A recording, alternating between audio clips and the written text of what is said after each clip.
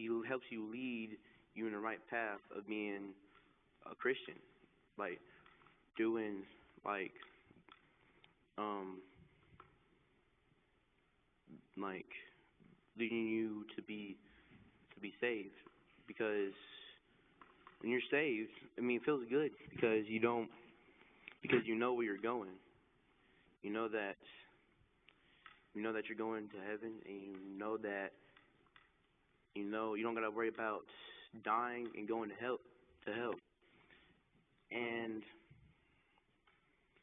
but that doesn't mean that after you get saved, you stop going to church. You stop doing all those other things that you were doing before you were saved.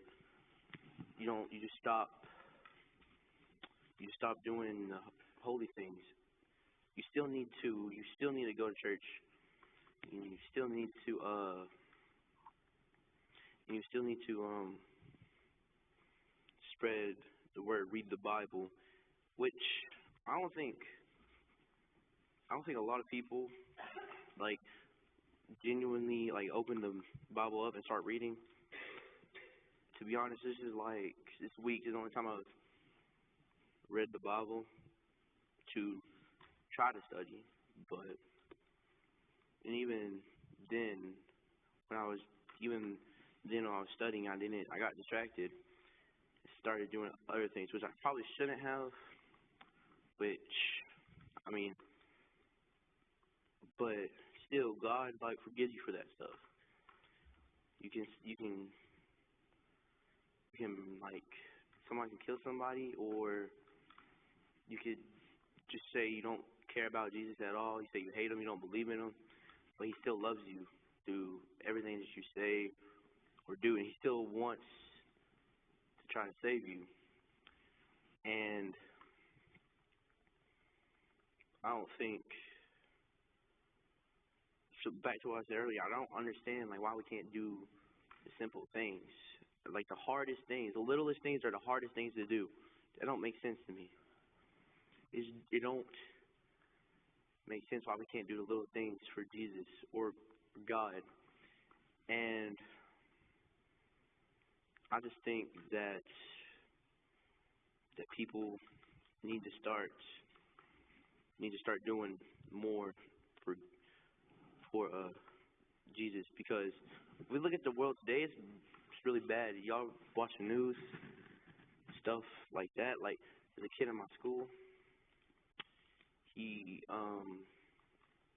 he brought a gun to school, and trying to kill somebody, but he got arrested, obviously. But it's just I don't understand what lead people to do that, to like try to do that to somebody.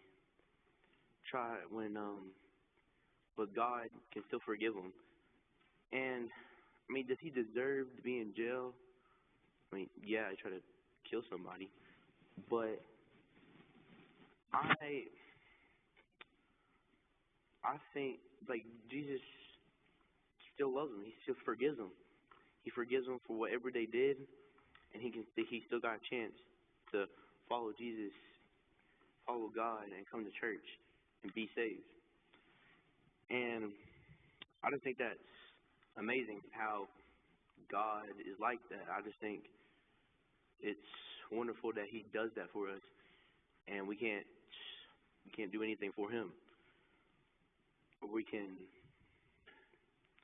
It's just like our faith ain't strong enough. Like we can't. Like when somebody gets badly hurt, we can't. We can't save them. We can pray for them. Can't save them though. We can pray that God helps them, but we can't do anything about it. And I wish I could do something, or like if somebody got hurt really bad, I wish I could do. I wish I could do something, but I can't, sadly. And and I'm glad I'm saved, and I'm glad that I don't gotta worry about going to hell, or going to hell, or just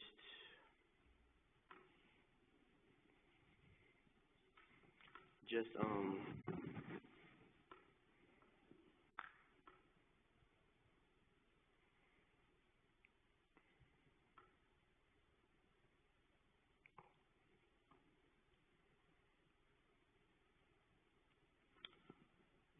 or just like not. I don't know what I'm trying to say. I'm glad I'm saved, yeah, and I'm glad that God chose to save me. He could really chose to save anybody else, and He chose to save me, and I'm glad He did.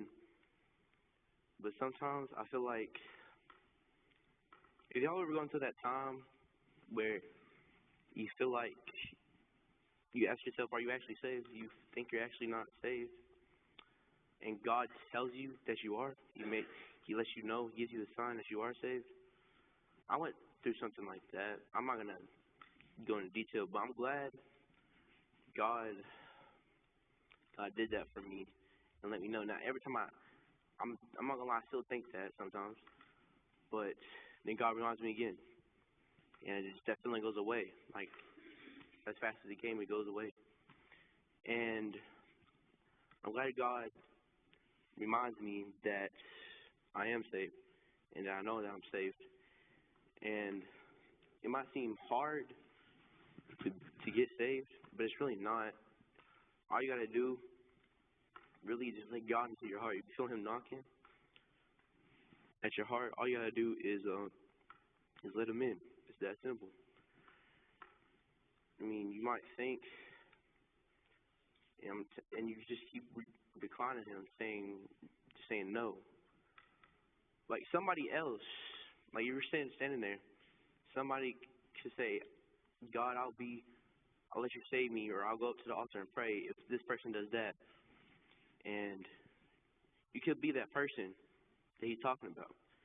And you just sit there and God tells you to like say something, but you don't say it. So you let another person that was looking at you to do or say something, and you didn't do it. So they missed. So you missed. They missed their chance of getting saved. Which I don't. If you feel like God's telling you if you're not saved, and you feel like God wants you to be saved, and you're feeling that, and you're standing up here at the altar, and all He tells you to do is go pray. Don't try to look for somebody, or like try to look for somebody to do something. Just go up there and do it, and just get it over with and get saved. It's not that difficult. It's really not. But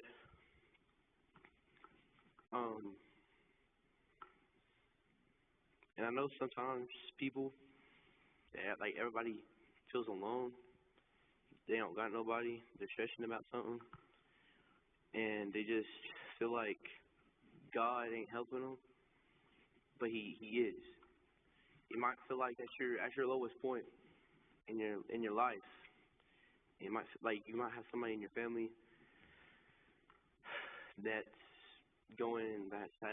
that's sick really bad, or is in the hospital, or somebody that just died, and you think that you're at your lowest point. You might be at your lowest point, but you're not alone. You got God there with you through everything. He's been with you ever since you were born, and He's predicted your life. He knows exactly what's going to happen, and you're just not alone. You can pray to God, and God will help you. Like I said before, it's not going to be that exact moment, but He will help you. And He cares about us. I mean, you might not, like when you're at that lowest point, you might not think God is with you, or God don't like you, or whatever. But He does. He loves you. He's not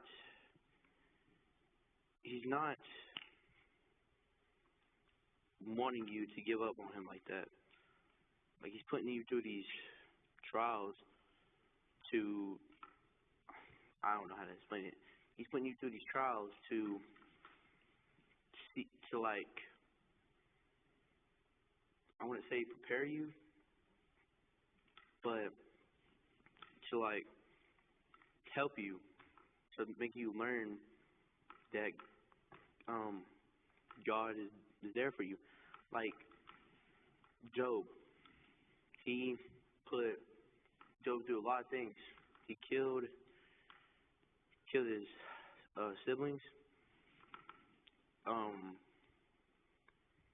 the, yeah, his siblings or his kids died, got killed. His farm got destroyed and everything else like that. But Job still had faith in God. That's how we need to be. And after all that happened, we got almost all that stuff back.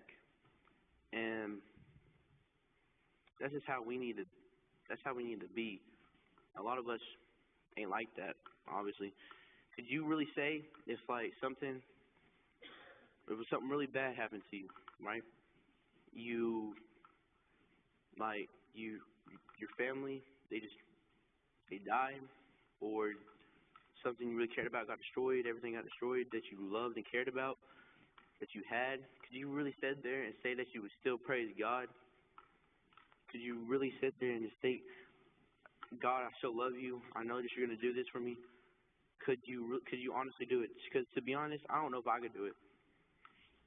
I don't know if all that stuff happened to me. I don't know if I'd still be sitting there praising God for everything else that He's done for us.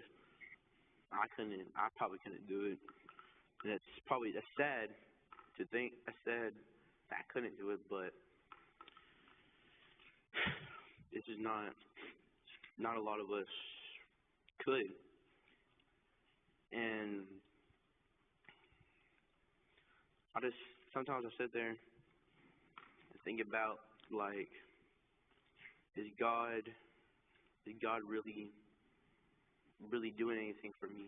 Is he really helping me through the things? Because I think about, like, I'll sit there and think about that God don't do anything for me sometimes, and then he does something to remind you that he always does something for you. That God is always doing something for you, or always there. And it's good to think about. It's like comforting to know that God or Jesus is always going to be there for you through whatever it is. And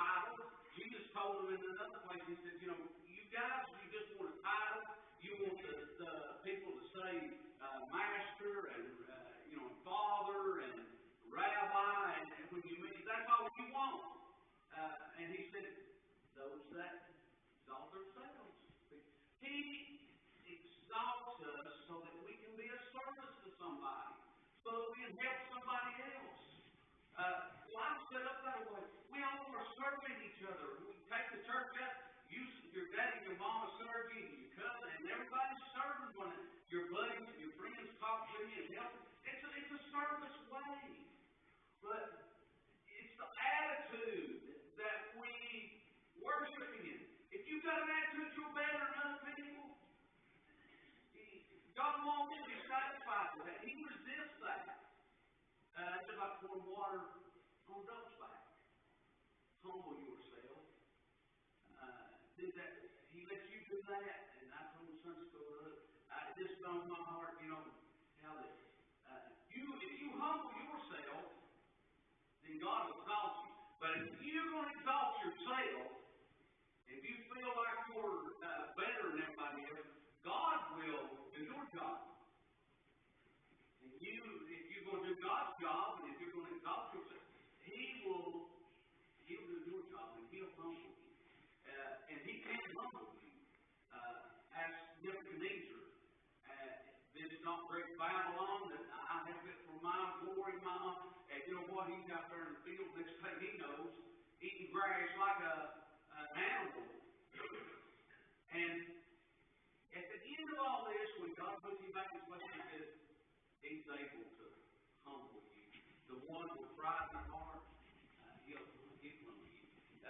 That's what we need. We need to serve one another in humility. Not lifting ourselves up above somebody else. But Jesus said, I think if you're going to exalt yourself, I mean, look at sometimes. It's my pride. It's my pride I fight with all the time.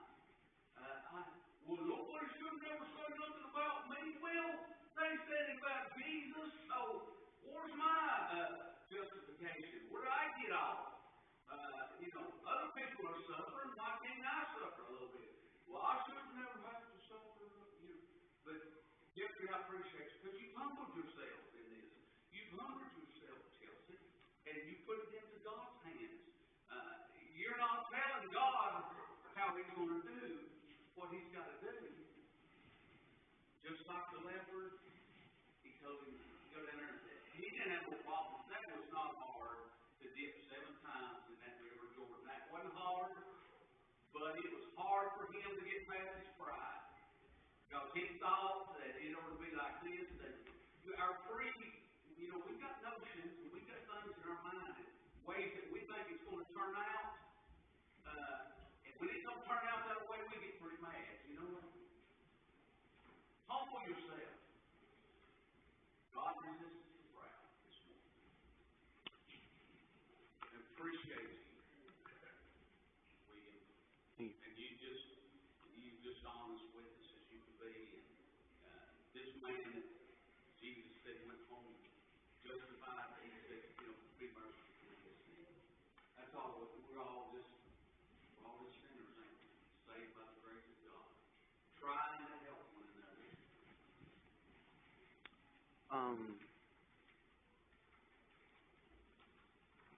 That just got me thinking that you can pray to God and ask Him for Him to do this for you. And you can sit there like, if you don't got a lot of money, you can be like, please God, give me, help me get a lot of like that. But you got to put some effort in it too. You can't sit there and just keep on praying and praying and praying and just expect it to happen. You have to do something. You have to do something for God. You have to do something to get you to that point. You can't sit there and keep on praying to God, because God, He's not going to. I don't want to say that He's not going to do it. That's not what I'm trying to say. I'm trying to say that He's not going to do it the way you think He's going to do it, is what I'm trying to say. You might think that if you just keep on asking God, He's going to do it eventually.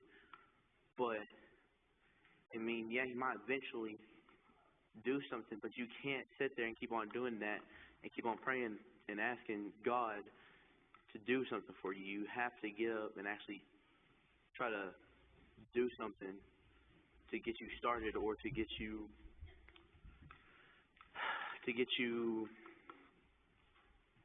to that point, and to get you to that point in life.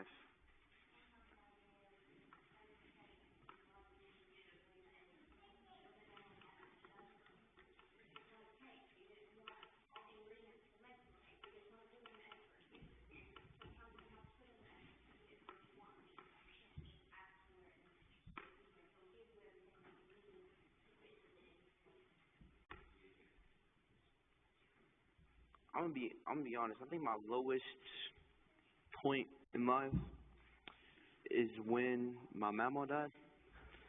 I'm pretty positive that was my lowest point because when you have somebody raise you basically your whole life and be there with you, and then they just die, you you get to being sad, you get to being. For me, I was mad to like. 'Cause I didn't understand. This happened when I was in elementary school. I didn't understand why she died. I knew she had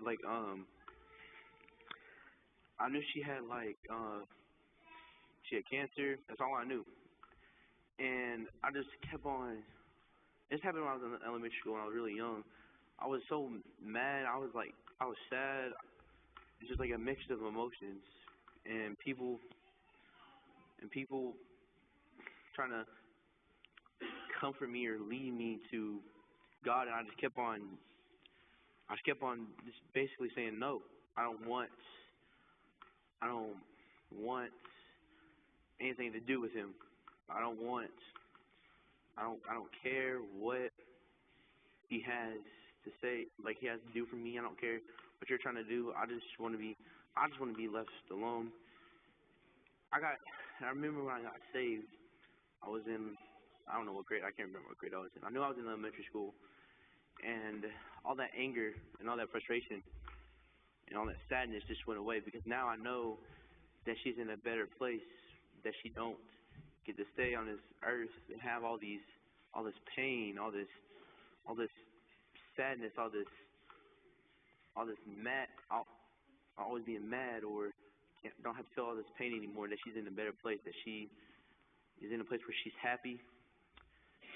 And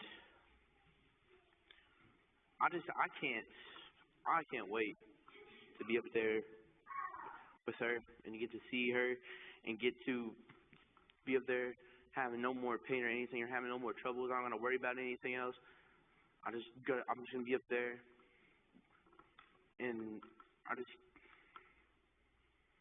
I just I can't I can't wait. And that's all I got. Um where do I put this? Anyone know where I put this?